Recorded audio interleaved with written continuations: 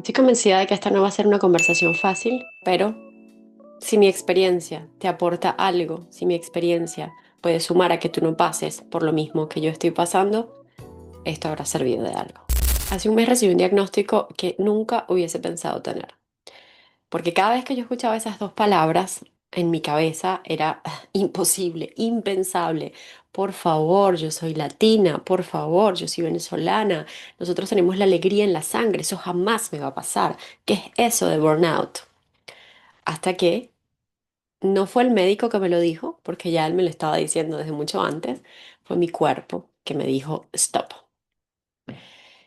Y quiero compartirte mi historia, porque si estás en ese punto en el que los otros ya te hacen ver que lo que estás haciendo te está llevando por un camino nada positivo, es importante o es interesante que sepas que a cualquiera le puede suceder. Yo la primera, yo decía, esto no es para mí. Y aquí estoy. Primero, quiero que hablemos un poquito, antes de contarte mi experiencia y lo que ha pasado en este último mes desde que recibí ese diagnóstico, quiero que hablemos en realidad de qué es el burnout. El burnout, según la Organización Mundial de la Salud, no entra dentro de las clasificaciones como enfermedades como tal, pero es más bien un fenómeno ocupacional. Es un síndrome resultado de estrés crónico en el trabajo que no se ha gestionado con éxito. Y tiene tres dimensiones centrales: el agotamiento emocional, la despersonalización o esa sensación de desconexión, apatía, indiferencia hacia los otros y hacia ese trabajo que quizás en algún momento te encantaba y era tan importante para ti, y la reducción del rendimiento profesional. En varios países, incluido Bélgica, se toma muy en serio, pero se toma muy en serio una vez que ya el diagnóstico está ahí. No hay estructuras de prevención, no hay un protocolo preventivo dentro de las empresas para evitar que caigamos en esta situación.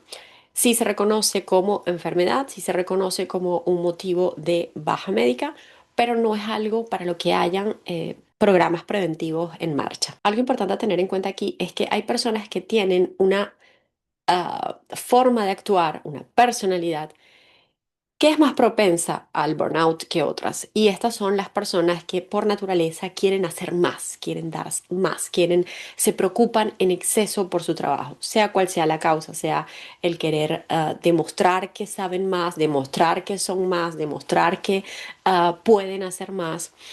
Esas personas que tienen tendencia a buscar ese perfeccionismo. Y esto nos lleva a ciertas conductas y factores de riesgo, como el exceso de horas de trabajo, la hiperconexión, esa persona que no deja su teléfono en casa, su teléfono de trabajo, que tiene el ordenador de trabajo en casa, que está totalmente 100% fuera de sus horas de trabajo, conectado de una forma u otra al trabajo.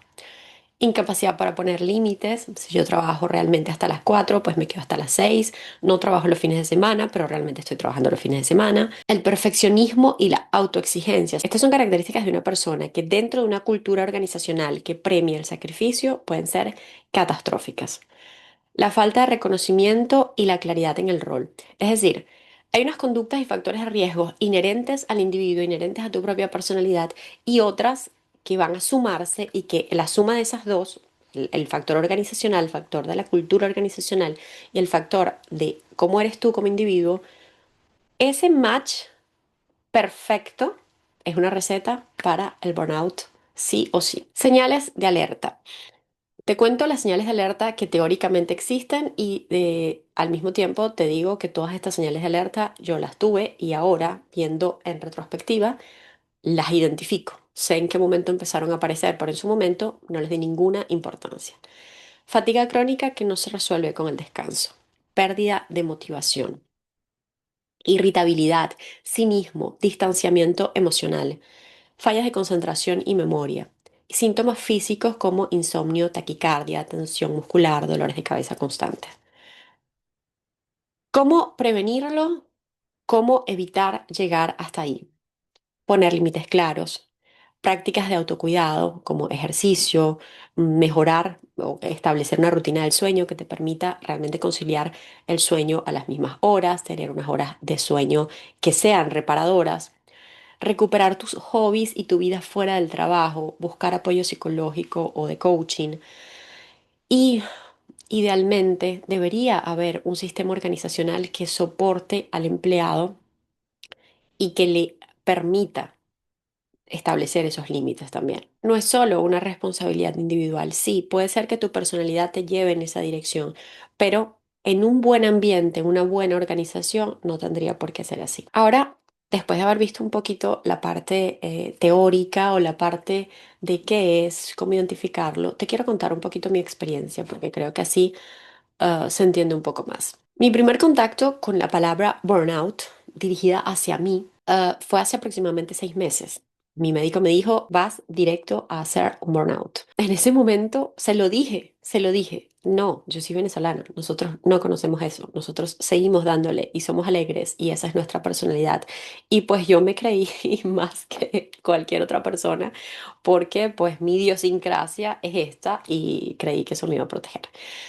Ok, en ese momento ya yo tenía un historial de, en el último año, visitas frecuentes al médico con infecciones recurrentes, fiebre sin explicación que aparecía y desaparecía, problemas gastrointestinales frecuentes que me llevaron de hecho a hacer una serie de exámenes con un especialista para ver si era intolerante a ciertos tipos de alimentos, para ver, incluso me hicieron una biopsia para ver si había algo más extraño a nivel de mi tejido gastrointestinal.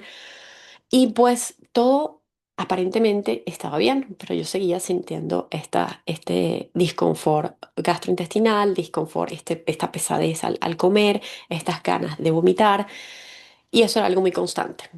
Mi salud estaba realmente deteriorada. Pero yo seguía dándole, yo seguía, yo puedo, yo puedo, yo puedo, y seguía entregándome a fondo, lo que ya venía diciéndoles, no poniendo límites en mi trabajo. Yo normalmente salía a las 4:30 y me quedaba hasta las 6 hasta pues, muy tarde. Y no solo eso, llegaba a casa con el ordenador del trabajo y pues en las noches también me quedaba una hora más, una hora, 2 horas trabajando, adelantando trabajo. Y yo creía que debía hacerlo. Yo creía que debía hacerlo porque soy extranjera, tengo que esforzarme más. Porque estoy creando una nueva carrera, tengo que esforzarme más. Porque mi jefe lo valora y me da una palmadita en la espalda, tengo que seguir haciéndolo. Todo eso reforzó esas actitudes negativas para mi propia salud que yo estaba llevando a cabo. ¿Cómo fue ese momento en el que realmente dije, ya no puedo más? Eso sí fue una historia de terror porque me encontraba en la oficina municipal de la ciudad. Con la empresa teníamos previsto un viaje a China para visitar una feria comercial, una de las ferias más grandes en China, de importación sí, de importación. Y pues ya eso, lo que me faltaba a mí para decir voy a ese viaje era tener mi pasaporte en manos. Y ese día iba justamente a retirar mi pasaporte. En lo que salgo de la oficina de la municipalidad con mi pasaporte en la mano, me quedé en blanco. Me quedé en blanco. Estaba afuera de la oficina sin saber a dónde tenía que ir. Empecé a sentir como taquicardia, como una inquietud. No, no era una crisis de ansiedad, no era una crisis de pánico, pero era como una sensación de nervios. Pero eh, lo que resalto aquí es que no sabía qué era lo que tenía que hacer. Era muy simple. Yo salí de ahí, tenía las llaves de mi carro en las manos, yo debía ir a mi carro. No sabía qué era lo que tenía que hacer. Me quedé literalmente en blanco. Y durante no sé cuánto tiempo comencé a caminar sin saber exactamente a dónde iba. Simplemente, no sé ni siquiera por qué comencé a caminar. Y cuando caí en cuenta, comencé a llorar y me di cuenta de que tenía las llaves de mi carro en la mano. Y ahí comencé a caminar hacia mi carro. No sé cuánto tiempo pasó, pero sí estaba ya un poco lejos de donde estaba inicialmente. De hecho, estaba en una calle que no conocía y estaba un poco perdida. Pero ese momento, cuando llegué a mi carro, manejé hasta mi casa y cuando llegué a mi casa, lo primero que hice fue llamar al médico. porque ahí me di cuenta que ya algo se había roto, algo no estaba bien realmente. Al día siguiente, justamente, bueno, el médico, pues, un amor de médico, me dijo, no puedo verte hoy, pero mañana sí, ven y ver en cualquier momento entre un espacio de un paciente y otro. En lo que estuvo frente al médico me puse a llorar y él me dijo, te lo dije. Y efectivamente sí, ya lo había visto venir, ya lo había visto venir, ya mi esposo lo había visto venir. Cuando yo estaba trabajando hasta altas horas, mi esposo siempre me enviaba mensajes para decir, acuérdate que tienes una casa. Y llegó un momento en que dejó de enviarme esos mensajes, porque ya simplemente ya veía que yo, ok, yo veía el mensaje y, pues o no respondía o simplemente le decía, estoy trabajando, es normal. Yo no soy del tipo de persona que se queda solamente a cumplir su horario. Para mí eso era algo súper positivo. En ese momento que ya era oficial, ya el diagnóstico estaba allí, ahí sí me lo creí. Ahí sí, después de ese episodio ya entendí que algo estaba pasando y que mi mente ya no estaba funcionando como antes. En el camino ignoré muchísimas señales. Estas señales que ya les mencioné, esa fatiga crónica, ese insomnio, esa pérdida de motivación, la pérdida de memoria, yo sentía, en los últimos meses sentía que estaba luchando conmigo misma para poder realizar el mismo trabajo porque necesitaba esforzarme más, porque me costaba comprender más las cosas, porque no retenía la información, mi mente estaba muy dispersa y no soy así. Para mí eso fue, ahora me doy cuenta que todo esto venía de esa sobrecarga de estrés crónico que llegó un momento en que simplemente explotó. Actualmente, o desde que comenzó este proceso, yo pensé que simplemente iba a ser un proceso lineal hacia arriba. Voy a mejorarme así. No ha sido el caso. Es decir, me he dado cuenta porque le he puesto el ojo a esas cosas que no estaban funcionando bien y ahora, gracias al equipo de profesionales que me acompañan, me doy cuenta que esas cosas que no estaban funcionando correctamente no es que yo esté rota, es que simplemente ese estrés, esa sobrecarga de estrés me puso en un punto en que mi cerebro ya no está funcionando de la misma manera. De hecho, una de las cosas que más me ha costado es entender que no puedo dedicarme horas a hacer una misma cosa. Tengo que estar alternando. No tengo la concentración que tenía antes. Incluso para leer, que es algo que me apasiona, pues aquí ven mis libros, es algo que me apasiona muchísimo. Es frustrante y este periodo ha sido de luchar con esa frustración de quiero hacer las cosas que me gustan y me cuesta mucho concentrarme. La cosa más poderosa para mi recuperación y que contribuye a mi bienestar es la actividad física, porque en ese momento de actividad física no estoy trabajando en concentrarme, estoy simplemente conectando cuerpo-mente y me hace sentir en control de mí misma. Ese momento es el mejor momento dentro de este periodo. Mantener esa conexión cuerpo-mente es lo que me mantiene conectada con la persona que soy. Porque lo que puedo decirte es que siento que no soy la misma persona y siento que después de esto no seré la misma persona. Porque hay cosas que ahora entiendo, que veía como normales, que asumía como normales, que no son normales. Y que el mundo y la cultura organizacional nos ha hecho creer que son normales. Cuando tú trabajas para alguien, estás dándole tu tiempo y tu conocimiento por un periodo de tiempo. Y está bien que quieras hacer lo mejor posible en tu trabajo porque te apasiona, pero el trabajo no puede ser lo más importante de tu vida, porque a la final tienes una familia, porque a la final tienes una vida privada y tienes que buscar un equilibrio entre esos. De hecho, hace un par de semanas fuimos a hacer kayak, que les mostré, les publiqué el video y se los voy a dejar por aquí, una etiqueta para que vean que es una belleza de sitio. Cuando llegamos a casa, después de hacer kayak, me puse a llorar porque me di cuenta que llevaba meses.